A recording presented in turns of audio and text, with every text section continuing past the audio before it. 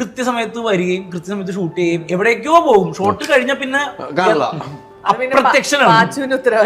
പിന്നെ പാച്ചു വിളിച്ചിട്ട് എവിടെയോ കറക്റ്റ് ഷോട്ടിന്റെ ഇടയിൽ ഞാനും നായികയും കൂടെയുള്ള ഷോട്ടിന്റെ ഇടയിൽ കാണാനില്ല. എവിടെയെന്ന് പറഞ്ഞ് ഞാൻ ഇങ്ങനെ തിരിഞ്ഞപ്പോ എന്നോട് ഇങ്ങനെ വന്നിട്ട് വന്ന് താനും എവിടെ പോയി കിടക്കണ ഞാൻ മേടിച്ചു വരാ.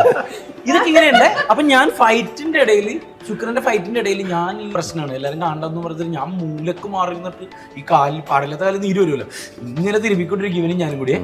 അപ്പൊ പുള്ളി വന്നേക്കാം കേട്ടോ, ഇത് നല്ല വേനുണ്ടല്ലേ എന്ന് ചോദിച്ചു.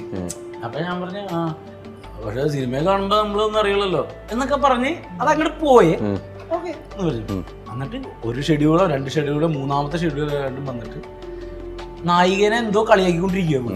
വർത്താനം പറഞ്ഞിട്ടിരുന്ന അപ്പൊ നായിക ചിരിക്കുന്നുണ്ട്, പുള്ളി പറഞ്ഞ തമാശയൊക്കെ ചിരിക്കുന്നുണ്ട്. ഇതൊക്കെ ഇങ്ങനെ സംസാരിക്കുന്നതിന്റെ ഇടയിൽ ഞാൻ അവിടെ നിൽപ്പണ്ടേ, രവി ഇവിടെ നിൽപ്പുണ്ട്. ഈ സംസാരിക്കാൻ പുള്ളി എന്റെ ഇടയിൽ ഇതൊക്കെ പറഞ്ഞത് നോക്കിയിട്ട് കസേര ഇട്ടോളാ അവരെ കാര്യം കേൾക്കില്ലേ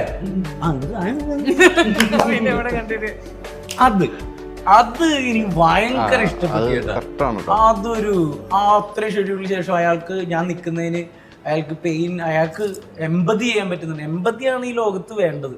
ആ എമ്പതി ചെയ്യാൻ പറ്റുന്നുണ്ടെങ്കിൽ ഈസ് എ ഗുഡ് സോൾ.